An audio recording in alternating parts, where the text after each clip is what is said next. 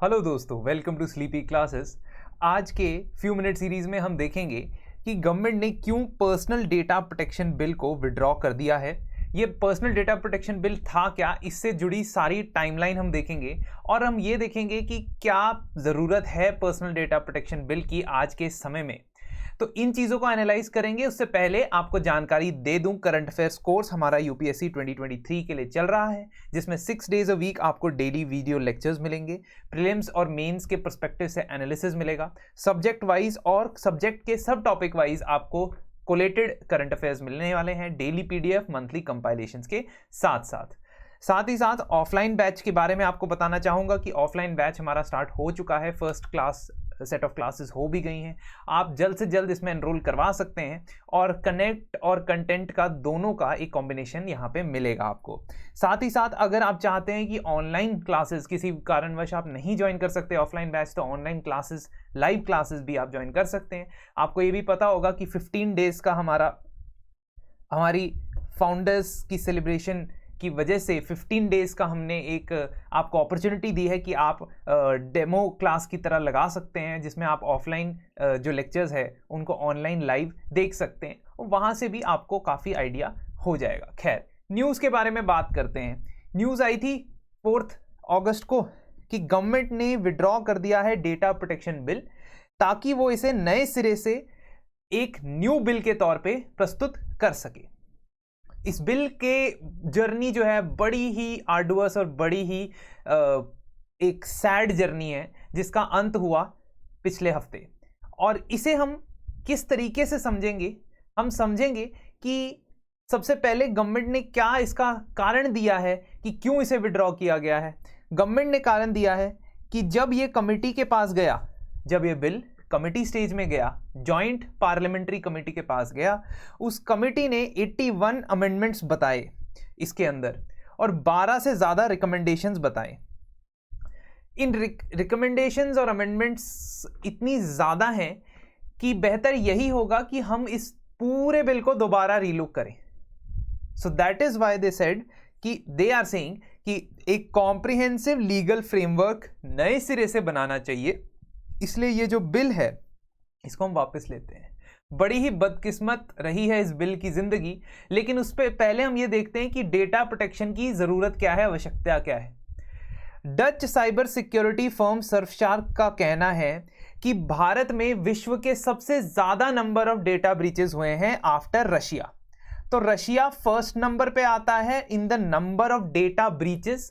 Data breaches का मतलब ये कि किसी का पर्सनल डेटा उसकी परमिशन के बिना ट्रांसफर हुआ हो, कॉपी हुआ हो, किसी और जुरिस्डिक्शन में गया हो, लीक हो गया हो, ये सारी इंस्टेंसेस आपके डेटा ब्रीचेस के अंदर आ जाती हैं। और आधे साल के अंदर हम वर्ल्ड में सेकेंड नंबर पे आ गए हैं।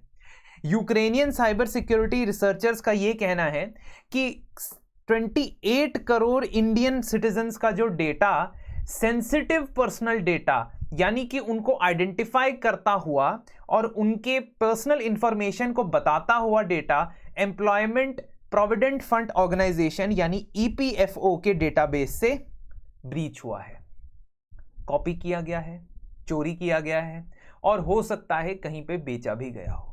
तो ये इतना ज़्यादा स्टार्क इस वक्त सिचुएशन क्रिएट हो रखी है कि डेटा ही डेटा है। जहाँ जहाँ देखें हम, लोगों का नाम, लोगों का फ़ोन नंबर, लोगों के एड्रेसेस, लोगों के बायोमेट्रिक्स, लोगों की personal information regarding health, personal information regarding education qualifications, personal information regarding matrimonial sites, information regarding credit card, debit card, इतनी सारी इंफॉर्मेशन का समुद्र बना हुआ है और हमें ये नहीं पता कि रेगुलेट कैसे करना है इसको।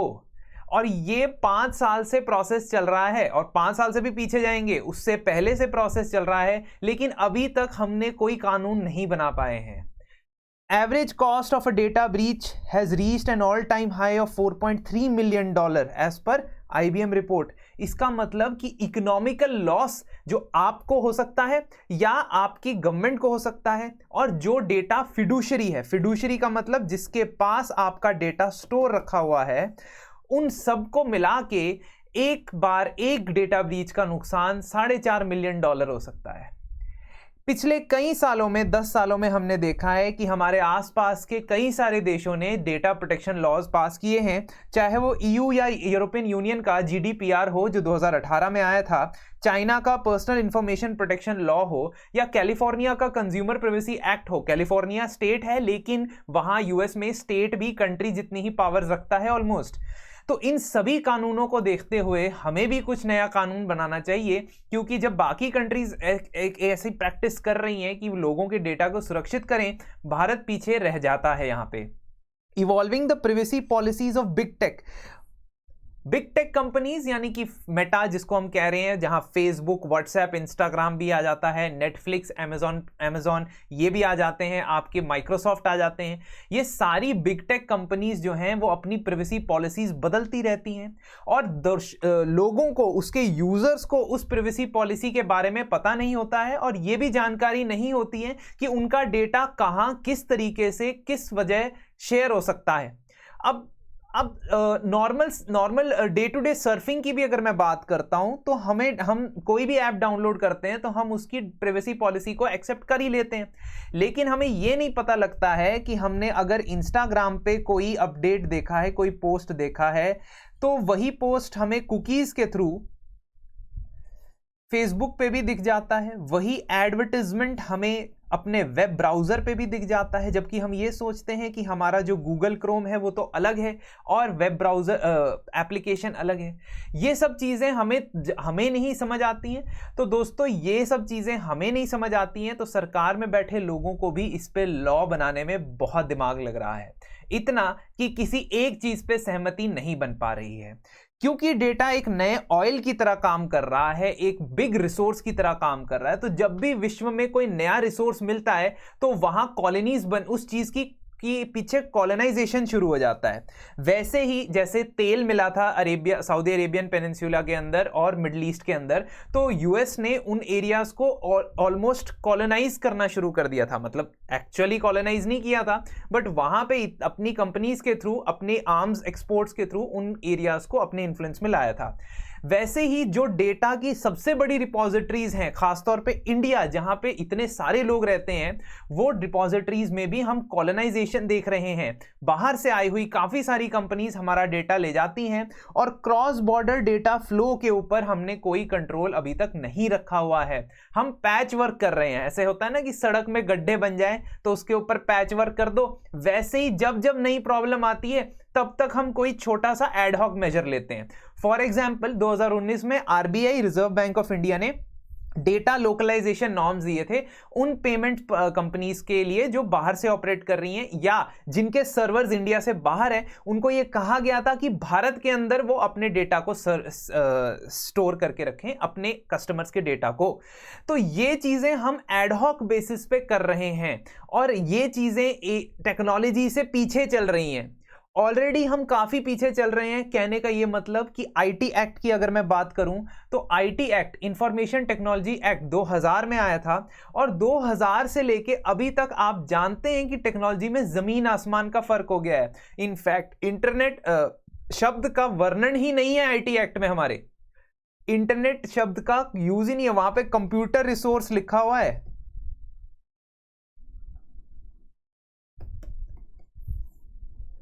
तो आईटी एक्ट में सिर्फ एक ही प्रावधान है जो है सेक्शन 43A, जो आपकी डेटा प्राइवेसी के बारे में बात करता है और वो ये कहता है, एक ही सेक्शन है सेक्शन 43A, जो ये कहता है कि जिसके पास भी whoever possesses, deals और handles sensitive personal data in computer resource and is negligent in implementing and security practices and causes wrongful loss or gain to any person, that body shall be liable to pay damages। बस इतना है, एक section है। ये section के हिसाब से government act करती है आजकल, आज की डेट में भी। फॉर एग्जाम्पल आपने रिसेंटली देखा होगा कि गवर्नमेंट ने कुछ चाइनीज ऐप्स को बैन किया था, ये कहते हुए कि उन्होंने यूजर्स का डेटा जो है उसका गलत इस्तेमाल किया है।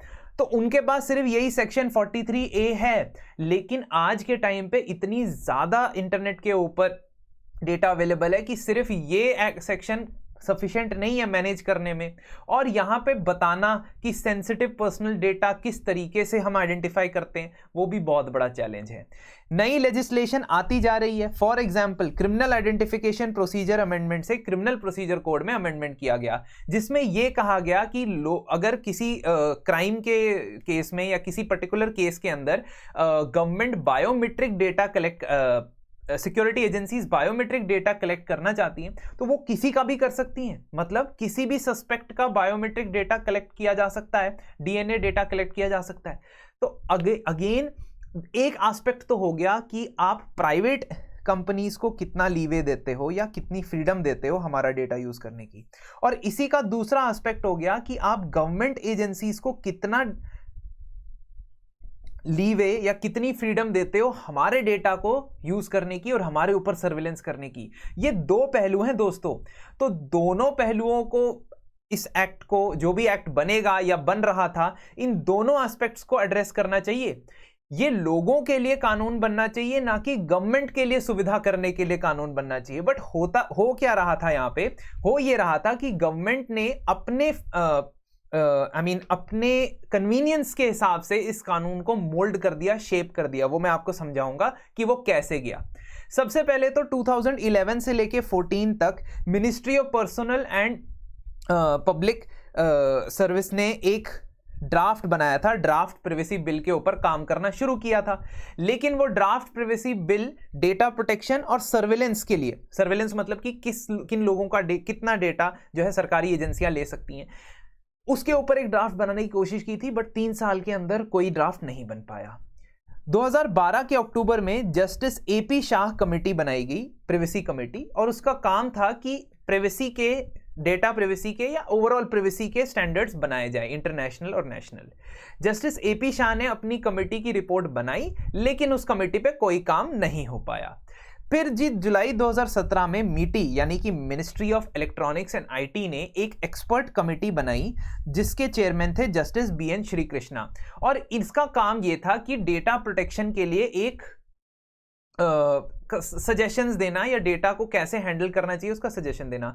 इसके अगले ही महीने अगस्त 2017 में सुप्रीम कोर्ट ने केएस पुट्टास्वामी जजमेंट में यह कह दिया जी कि right to privacy is a fundamental right. उन्होंने ये कह दिया कि राइट टू प्राइवेसी आपका मूलभूत फंडामेंटल अधिकार है, जो 2017 की इस जजमेंट ने कहा, और ये कहा कि आर्टिकल 21 के अंदर it is your fundamental right. अब इसी चीज को ध्यान में रखते हुए डेटा प्रोटेक्शन एक आपकी फंडामेंटल राइट बन गया, क्योंकि आपका डेटा आपकी प्राइवेसी का पार्ट है और वो एक फंडामेंटल राइट है। इसलिए उसको गवर्न करने के लिए कानून बनाना और भी जरूरी हो गया। तो justice Shri Krishna committee on data protection, इसे कंस्टिट्यूट किया गया 2017 के अगस्त महीने में। तो ये जो कमेटी पहले बनाई थी, उनको एक स्ट्रिक्ट मैंडेट दे दिया गया कि आपने डेटा प्रोटेक्शन के लिए एक ड्राफ्ट कानून बनाना है। जस्टिस श्री कृष्णा कमेटी ने 176 पेज का अपना draft personal data protection bill जुलाई 2018 में दे दिया। ध्यान देना है आपने कि इस लॉ का नाम है पर्सनल डेटा प्रोटेक्शन बिल। इसका मतलब लोगों के डेटा को ये पर्सनल और नॉन पर्सनल में क्वालिफाई कर देते हैं। नॉन पर्सनल डेटा वो डेटा होता है जिससे आप बंदे को आइडेंटिफाई नहीं कर पाते हो। नॉन पर्सनल डेटा के ऊपर अलग से 2020 में कमेटी बनी थी, जिसका नाम था क्रिस गोपाल स्वामी कमेटी। तो वो अलग कमेटी थी, ठीक है, और ये पर्सनल डेटा पे बनी कमेटी। ध्यान से समझना है। अब आपने 2018 के बाद 2019 में इस कमेटी की रिकमेंडेशंस को ध्यान में रखते हुए सरकार ने personal data protection bill introduce किया लोकसभा में 2019 के अंदर। ये बिल जैसे ही आया दिसंबर 2019 में, इसको सीधा जॉइंट पार्लियामेंट्री कमेटी के पास भेज दिया गया। ये 30 मेंबर की जॉइंट पार्लियामेंट्री कमेटी थी। जॉइंट पार्लियामेंट्री कमेटी का मतलब कि राज्यसभा लोकसभा दोनों के मेंबर इसमें शामिल थे। पहले इनकी चेयरपर्सन थी श्री मीनाक्षी लेखी जी, और उसके बाद इनके चेयरपर्सन बने मिस्टर पीपी चौधरी। ये दोनों ही बीजेपी के लीडर्स थे, बट इसमें सभी पार्टीज के मेंबर, इस कमेटी के अंदर सभी पार्टीज के मेंबर थे, क्योंकि जब जॉइंट जेपीसी बनती है तो उसमें सभी पार्टी के मेंबर्स को प्रोपोर्शनली रखा जाता है। खैर, दिसंबर 2019 से लेके दिसंबर 2021 तक 2 साल तक इस कमेटी ने इस बिल के ऊपर काम किया। बीच में कोविड भी आ गया तो उससे डिले भी हो गया होगा। जेपीसी ने जब इस बिल के ऊपर काम किया तो उसने अपनी तरफ से 97 अमेंडमेंट्स इसमें बताए, 93 रिकमेंडेशंस इसमें बताए और 7 लोगों ने डिसेंट नोट भी दिया। डिसेंट नोट क्या होता है कि मान लीजिए 30 लोगों की कमेटी है तो 30 में से मेजॉरिटी ने इस रिपोर्ट को एक्सेप्ट किया, जो ये रिपोर्ट थी फाइनल रिपोर्ट, और 7 लोगों ने कहा कि नहीं नहीं हम एक्सेप्ट नहीं करते हैं फाइनल रिपोर्ट को, और उसमें मोस्टली काफी सारे ऑपोजिशन के नेता थे। फिर हम देखते हैं कि अगस्त 2022 में ये सारा जो तामझाम बना है इसको दोबारा से शुरू करने की बात होती है। गवर्नमेंट ये कहती है कि हम इस ड्राफ्ट बिल को हटाएंगे और एक नया बिल लेके आएंगे।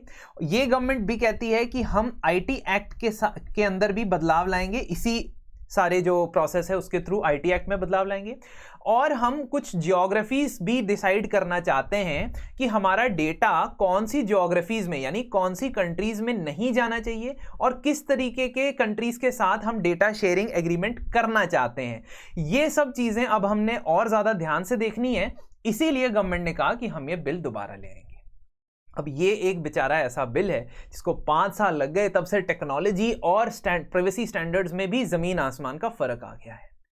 देखिए अब तो खैर ये गड़े मुर्दे उखाड़ने वाली बात है, लेकिन थोड़ा मैं आपको आइडिया दे देता हूं कि इसमें क्या प्रॉब्लम आ रही थी, मतलब किस चीज को लेके जो है कंट्रोवर्सीज उठ रही हैं। सबसे पहले तो सेंसिटिव पर्सनल डेटा ये बिल डिफाइन करता है, पीडीपी बिल, और बीएन श्री कृष्णा कमेटी।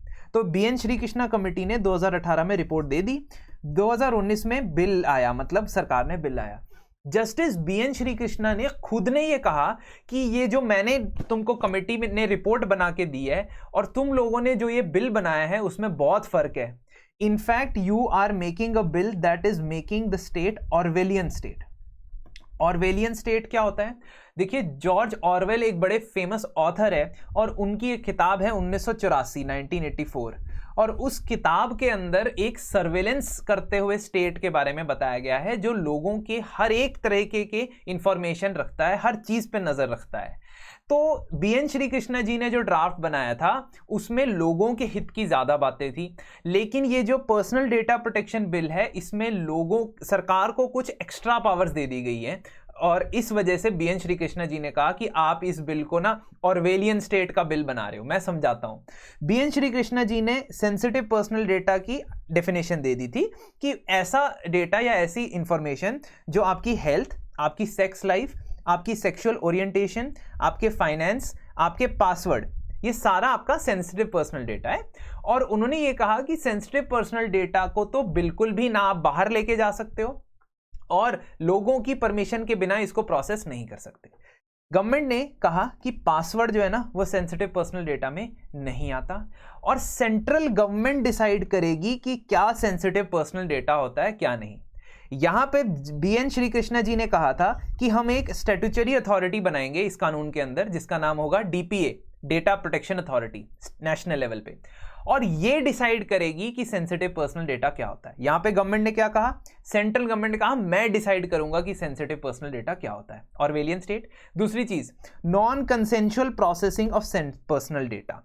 अब पर्सनल डेटा की कैटेगरी बन गई sensitive personal data, but anyways personal data को प्रोसेस करना यानी उसको इस्तेमाल करना या उसको एनालाइज करना ये तभी हो सकता है अगर ये सब चीजें हों। अगर पार्लियामेंट या स्टेट लेजिस्लेचर ने कोई कानून बनाना हो, अगर स्टेट को, गवर्नमेंट को कोई बेनिफिट स्कीम के लिए, वेलफेयर स्कीम के लिए इस्तेमाल करना हो, या किसी फ्रॉड को डिटेक्ट करना हो, ऐसा कहा गवर्नमेंट ने, ऐसा कहा बीएन श्री कृष्णा की कमेटी ने।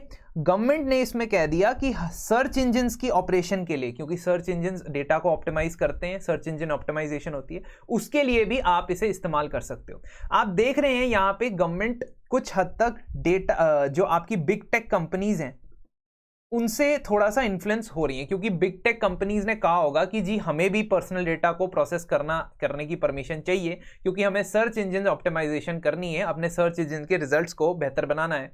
तो ये inputs business in IT companies या जिन्हें कहे बिग टेक कंपनीज की तरफ से भी आए होंगे। फिर आता है सोशल मीडिया इंटरमीडियरीज का खेल। अब सोशल मीडिया इंटरमीडियरीज नाम की टर्म इस BN श्री कृष्णा वाले बिल में नहीं थी, लेकिन गवर्नमेंट ने सोशल मीडिया इंटरमीडियरीज के ऊपर एक रिस्ट्रिक्शन लगा दी, जहां पे वो उन्हें वॉलेंट्री यूजर वेरिफिकेशन करना पड़ेगा। मतलब उन्हें हर एक यूजर की वेरिफिकेशन का एक काम करना पड़ेगा कि जो यूजर है वो फेक आईडी नहीं है, वो कोई बॉट नहीं है, ये सब काम उनको कंपनीज को करना पड़ेगा। पर्सनल डेटा को बाहर ले जाने के ऊपर क्या बात हुई, BN श्री कृष्णा के ड्राफ्ट ने यह कहा कि 1 serving copy must be mandatorily stored in India. मतलब उसने डेटा लोकलाइजेशन के ऊपर जोर दिया। जबकि PDP बिल ने कहा, जो एक सरकार ने कानून लाया, उन्होंने कहा कि नॉन सेंसिटिव पर्सनल डेटा जो है वो आप बाहर भी स्टोर करके रख सकते हो, क्योंकि इंडिया में ऑपरेट करने वाली कई कंपनीज के सर्वर्स ओवरसीज हैं और इस वजह से इन्होंने ये कहा कि ये बाहर भी स्टोर किया जा सकता है।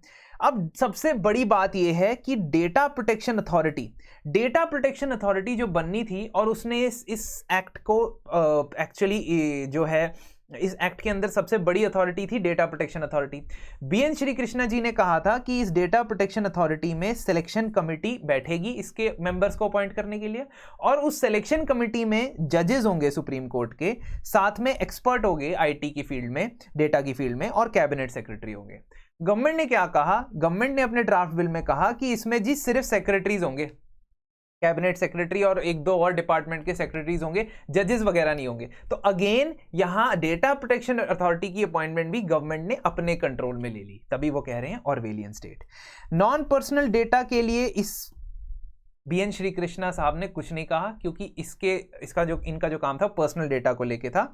गवर्नमेंट ने ये कहा कि नॉन पर्सनल डेटा को लेके मैं किसी डेटा फिडुशरी कौन होता है, फिडुशरी वो होता है जो आपका डेटा कलेक्ट कर रहा है, चाहे वो बैंक हो, चाहे वो कोई कंपनी हो, चाहे शादी.com हो, ठीक है, कोई भी है, आपका डेटा फिड्यूशरी बन गया।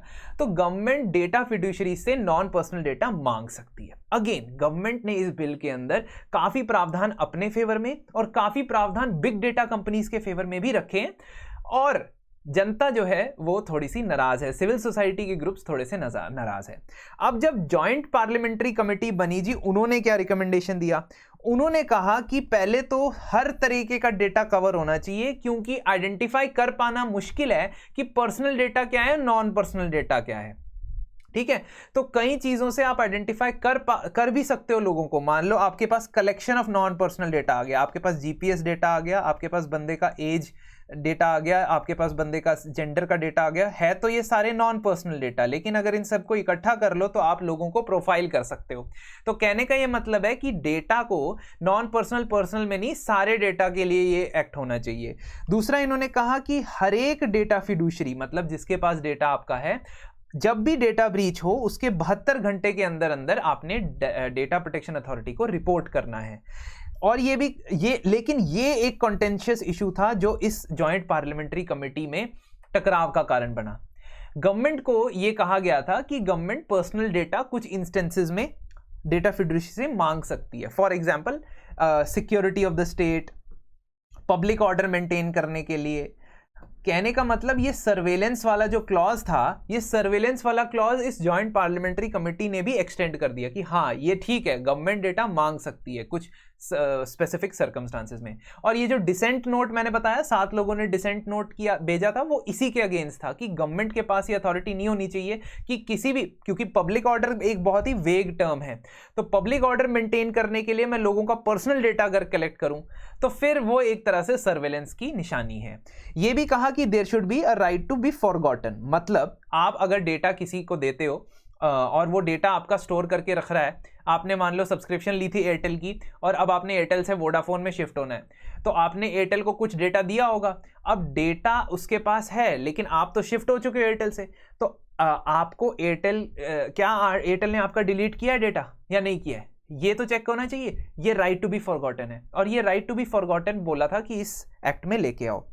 देन दे सेड कि जो डेटा प्रोटेक्शन अथॉरिटी है उसकी सिलेक्शन कमेटी में IIT IIM के बंदे होने चाहिए, अटॉर्नी जनरल होना चाहिए। ये सेक्रेटरीज मिनिस्ट्री के रख रहे हो तो फिर मतलब सरकार की अथॉरिटी है। Data protection authority should have some people who are legitimate experts, ये चीजें उन्होंने कही।